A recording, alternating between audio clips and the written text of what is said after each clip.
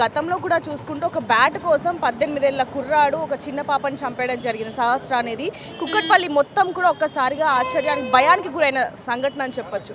అది మరువక ముందే డబ్బు కోసం ఈ విధంగా ఒక మహిళను అతి దారుణంగా చంపడం అనేది ఎలా చూడొచ్చు?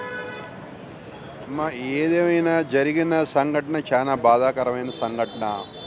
రేణు అగర్వాల్ గారిని మర్డర్ అనేది, ఎందుకంటే వాళ్ళు ఎవ్వరికి హామ్ చేసే వ్యక్తులు కాదు. వాళ్ళు వచ్చేదో వాళ్ళ బిజినెస్ వాళ్ళు చేసుకుంటున్నారు.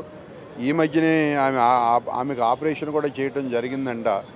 ఆరోగ్యం కూడా అంత బాగా ఉన్నట్లేదు. కానీ ఏదేమైనా మరి నమ్మిన వాళ్ళే, ఇంట్లో వాళ్ళే ఈ పని చేయటం అనేది, మరి దాన్ని ఏదో బయట నుంచి వచ్చి ఏదైనా చేశారంటేనేమో మన సెక్యూరిటీ ఇది మనం క్వశ్చన్ చేయగలుగుతాం. వాళ్ళ ఇంట్లో సొంతంగా పెట్టుకున్న వాళ్ళ పని వాళ్ళే వాళ్ళని ఆ రకంగా దారుణమైన ఇది చేయటం అనేది చాలా బాధగా అనిపించింది. ఏదేమైనా పోలీస్ యంత్రాంగం మొత్తం దీని మీద పనిచేస్తూ ఉంది.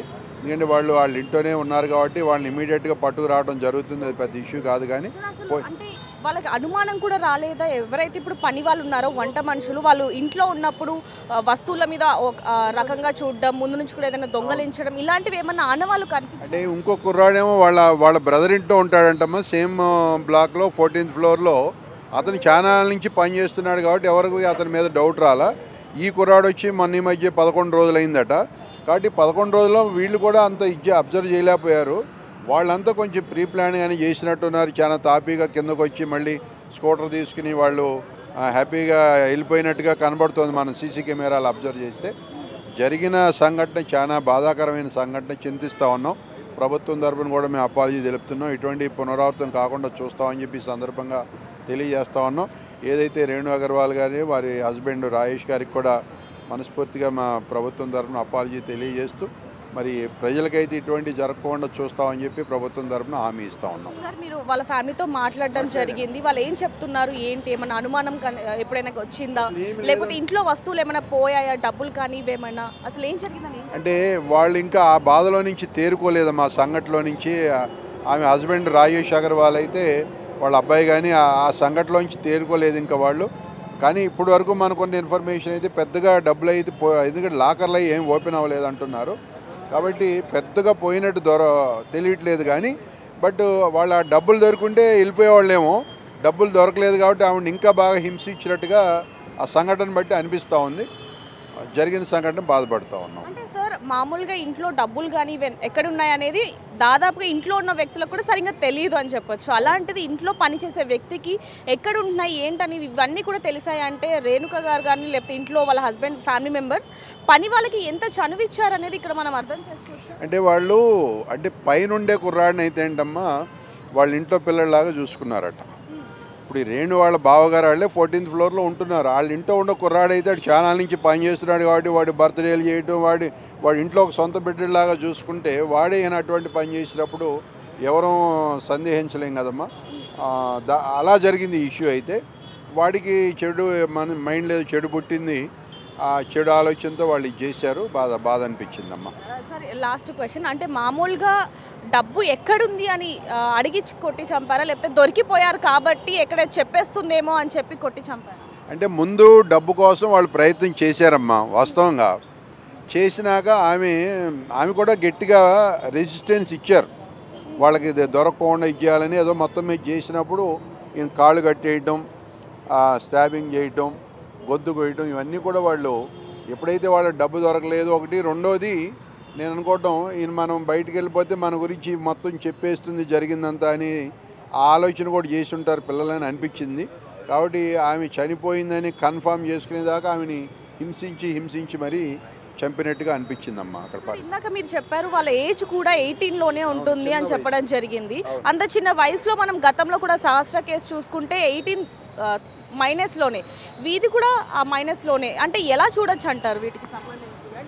అంటే ఇవాళ ఈ చెడు సాహసాలు, చెడు ఇప్పుడు ఏదైతే చూస్తున్నాం కదా, ఈ వీడు ఆడేవాళ్ళు వీళ్ళంతా వాళ్ళు అందులో జార్ఖండ్ నుంచి వచ్చారమ్మా వాళ్ళు.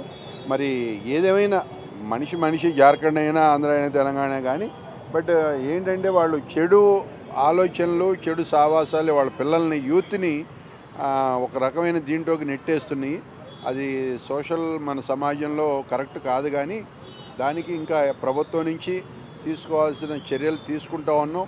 ముఖ్యమంత్రి గారు కూడా వీటి మీద బాగా యాంటీగా ఉన్నారు. బాగా ఎక్కడికక్కడ పోలీసులు ఇన్స్ట్రక్ట్ చేయడం జరుగుతూ ఉంది ప్రభుత్వం తరఫున. అయినా కూడా ఇంకా వీటిని అరికట్టాల్సిన ఇది ఉంది. మన కుకట్పల్లిలో కూడా మా సిపి గారిని కూడా కలిసి ఇక్కడ ఎక్కడైతే ఈ గంజాయి బ్యాచ్లు వీళ్ళు ఉన్నారో వీళ్ళందరినీ కూడా మేము బాగా టైట్ చేయడం కూడా జరిగింది. పోలీస్ యంత్రాంగం కూడా బాగానే పనిచేస్తోంది. ఈ సంఘటన పర్టికులర్గా తీసుకుంటే ఇది ఇంట్లో వాళ్ళే చేశారు కాబట్టి మనం ఎవరిని బ్లేమ్ చేయడానికి లేదు. వాళ్ళే నమ్మి పెట్టుకున్నారు కాబట్టి వాళ్ళే మోసం చేశారు ఇది. కాబట్టి ఇది సంఘటన ఇటువంటి పునరావృతం కాకూడదు. తప్పకుండా మనం కూడా వాళ్ళకి ఎంత ధైర్యం ఉంటే చంపేసి స్కూటీ మీద అందరూ చూస్తుండగానే పారిపోయారు. ఒకవైపు నుంచి కెమెరాస్ ఉన్నాయని నలుగురు చూస్తారన్న భయం కూడా లేదు అంటే వాళ్ళు ఇంతకు ముందు కూడా ఇలాంటివి చేసి ఉండొచ్చు అనేది ఏమన్నా అనిపించింది? అది కూడా నేను అదే చెప్పబోతున్నా. ఇప్పుడు ఎవడైతే ఓల్డ్ ఏజ్ ఛానల్ నుంచి ఇక్కడ ఉంటున్నాడో వాడి విషయం పక్కన పెడితే ఈ మధ్య ఎవరైతే కొత్తగా వచ్చి ఇంట్లో చేరాడో వాడిని నేను అనుకుంటే ఏమాత్రం వాడికి నేర చరిత్ర ఉందేమో అనేది నాకు అనిపించింది నిజంగా కూడా. ఎందుకంటే వాడు ఆ పై ఉన్నవాడిని ఇన్ఫ్లుయెన్స్ చేసి ఇద్దరు కలిపి దీన్ని ఏదో షార్ట్ తొందరగా మనం డబ్బు సంపాదించేయచ్చు అనే ఒక ఆలోచనలోకి ఈ కొత్తగా వచ్చినాడు వేసిన ప్లాన్ ఏమో పథకం ఏమో అని అనిపిస్తుంది అమ్మ ఇది. సార్ చివరిగా ఏమంటారు అంటే పోలీసులు కూడా ఇప్పుడు ఇంట్రాగేషన్ చేస్తున్న పరిస్థితి మళ్ళీ ఇలాంటివి పునరావృతం కావద్దు అంటే ఎలాంటి శిక్ష వేయాలి అంటే? తప్పకుండా అమ్మా. ఎందుకంటే శిక్ష అనేది అల్టిమేటం వాళ్ళు కోర్టులు ఉన్నాయి, చట్టాలు పనిచేస్తాయి కానీ బట్ ఇటువంటి విషయాలు పునరావృతం కాకూడదు. ఎందుకంటే కాంగ్రెస్ ప్రభుత్వం, ప్రజాప్రభుత్వం, రేవంత్ రెడ్డి గారు ఇటువంటి విషయాలను ఎక్కడ జరగకూడదని చెప్పి ఎప్పటికప్పుడు పోలీసులను కానీ యంత్రాంగాన్ని సమాయత్తం చేస్తూ ఉన్నాం. అయినా కూడా కొన్ని సంఘటనలు జరుగుతూ ఉన్నాయి, బాధపడుతున్నాం కానీ బట్ ఏదేమైనా రాబోయే రోజులు ఇటువంటి పునరావృతం కాకుండా తగిన శ్రద్ధ తీసుకుంటాం. Thank you. సో చూడొచ్చు ఏదైనప్పటికీ మాత్రం రేణుక చనిపోయిన ఘటన ఎంత బాధాకరం అనేది కూడా ఇక్కడ తెలుస్తుంది. కేవలం డబ్బు కోసమే ఇంట్లో పనిచేస్తున్న వ్యక్తులు అతి కిరాతకంగా చంపారు అంటే మరి వాళ్ళ ఆలోచన విధానం ఎలా ఉంది ఏంటనేది కూడా చూస్తున్నాం. వాళ్ళైతే ప్రస్తుతానికి పరారీలో ఉన్నట్టుగా కూడా పోలీసులు చెప్పడం జరుగుతుందని చెప్పొచ్చు. కెమెరామ్యాన్ శ్రీకాంత్తో reporter Devika, Kukatpally. For more videos like this, subscribe Big TV channel.